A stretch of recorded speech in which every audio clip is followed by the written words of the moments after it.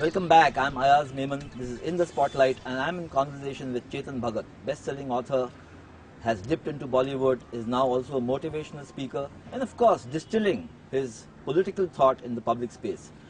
Chetan, you started writing. I thought, which was which I found interesting, was very kind of everyday issues in a non-academic fashion, reaching out to an audience. Otherwise, political writing or socio-economic writing becomes so much mumbo jumbo. Yeah. Now, what have you made a conscious attempt to go and appeal to people who are not so hardcore into reading opinion pieces? Yes.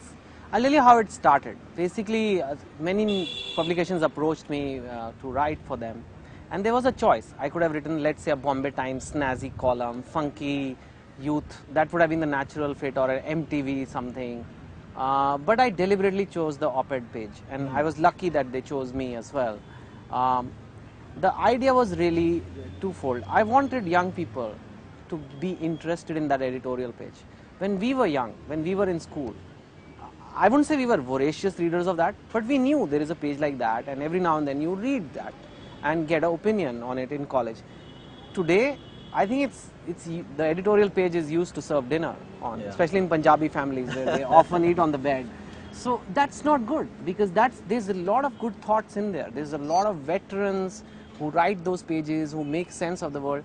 So I thought maybe with my name there, because my books are popular, the kids may read it. They may not find it as funny, and they may not find romance there, but they will at least read and understand. And I try to simplify. And in fact, that's one of the criticisms. What is this? It's too simplistic. It's too simplistic. Yes, it is. I admit. But the purpose is to make, try to understand the purpose. Purpose is to make somebody who never has read this page read it and feel he understands an issue. I'll give you an example. I was just taking interviews in Dehradun for MBA entrance. Somebody had called me. And I asked people, what do you know about the 2G scam? Yeah. And someone said it's about Mr. A. Raja selling SIM cards for cheap. And this is an MBA entrance student. Yeah. He's a graduate.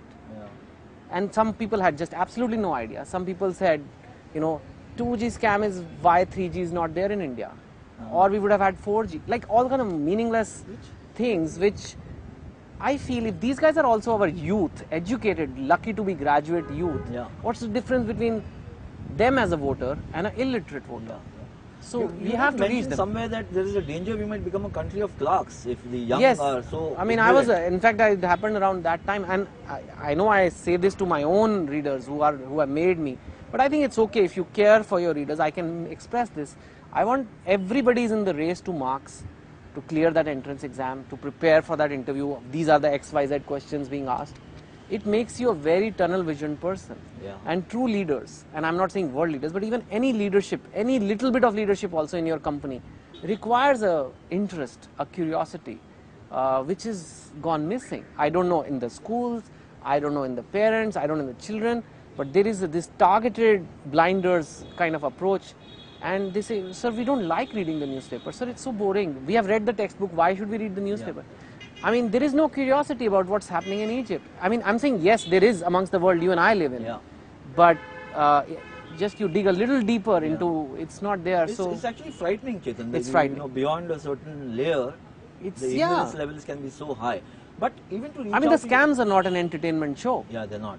For the elite. They are really, our country is being looted, and you have to have a view on it. And if we don't, we will not become a developed nation. Yeah. We can become we'll grow, but we'll become clerks to the world. But you've tried to address some of them. You've been asking questions. I read a letter you wrote to Miss Gandhi. Mrs. Gandhi, and you've written about the Prime Minister and perhaps his inaction in addressing some of these issues. So is it that you want to get popular opinion aligned and therefore then awakening? Not popular, at least a mass opinion. What I have is reach. I don't have a political title, I don't have a position, but I just want to influence people and make up their own minds. And if you read any column, however simplistic it may be, some of them may be over the top also, but there are some solutions, there are some suggestions. The idea is not to, I can very easily have mocked Mrs. Gandhi and Italian going on, and I didn't. I really. That becomes an opposition agenda. Yeah, then it becomes very like I throw a tennis match kind of. But the idea is to make it a better place, make the country a better place. I often find celebrities don't take stands. I mean, they will say, prevent cancer. Yeah. Or they will say, you know, take care of orphan kids and prevent AIDS. Nobody is going to argue with that. Yeah. But nobody takes a view. You don't find, if all prominent celebrities of India tomorrow say, we want the scamsters to be punished, I'm telling you action will happen. We are in a democracy, but we are scared to have political views, as if we are living in a monarchy, as if there is a king who's going to hurt us. So sometimes I do question if I'm doing the right thing, but I think a writer has to. I mean, there is no choice. I mean, people look up to writers. Now, my question to you is also, how do you suss out what might be popular metaphors to, you know, kind of express, or how do you capture the angst, the anguish? That is the talent. I mean, that is the... And the young India which is emerging, but yet you are worried and concerned that it's not got a feel of really what needs to be done. I think you get to know it by being in it. And I think that's why I chose to become a motivational speaker, even though it's one of those hack professions, you know, where what does a motivational speaker do? Tell people to work hard? I mean, I don't know. Initially, I felt, how can I do this? I mean, this is not for me. But one thing it does give me is a chance to interact. So in the last year, maybe 75 cities I visited in the country. Yeah, some of them twice, whatever. But you really get a feel of the place. You really get to know where's the average, where am I hitting, where's the soft spot here, which needs. And I think that's how I try to do my writing. It is a mix of writing and journalism, frankly. My recipe for writing needs what's happening now. I need a muse. Luckily, my country gives me enough news, like corruption and all this mismanagement happening, that there's enough to write on all the time. So in your experience, 75 cities which you've covered in the past, whatever, year, do you really believe it's such a diverse country as we've been hearing, or do you find that there's a commonality? I think it is diverse in terms of the differences some people carry in their hearts. But it is not diverse at all when you look at what people want. Everywhere people want the same thing. Good jobs, good colleges, good life.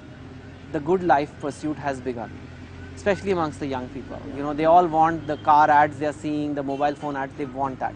They all want romances to happen, they want what they're seeing in the movies to happen to them. That's pretty common. But a lot of this is something you chucked up. So do you think that there is something right or wrong about this, or you're neutral to it? I think there's limits. I think I chucked it once I had it. I think once I had it.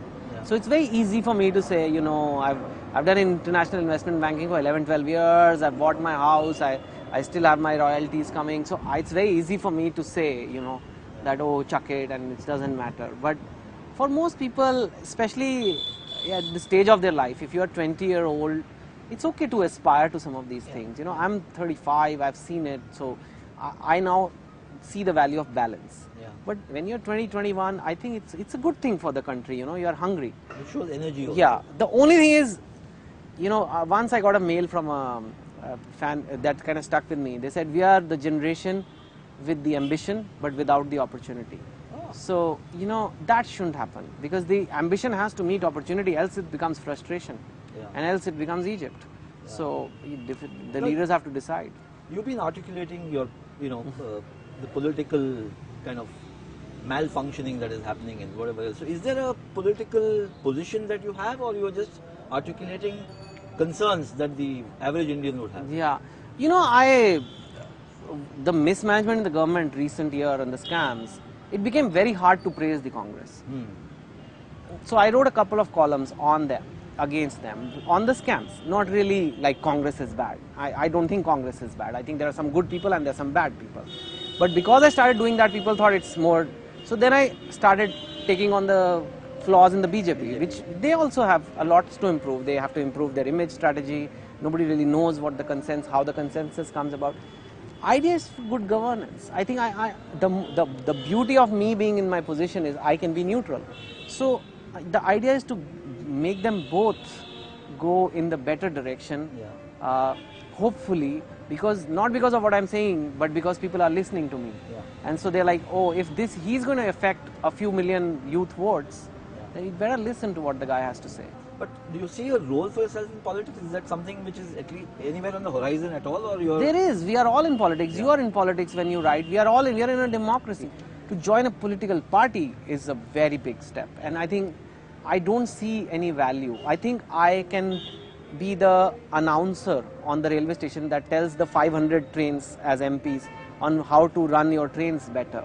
Now, just a thought. I mean, a few years from now, you've been there and done a lot of things that people would not even dream about. You had a great job, a great educational qualification. You jumped it. I have 5-6 resumes in one resume. Okay. Yeah. So, is there the search for something more fulfilling? Yeah. Are the discontent still there?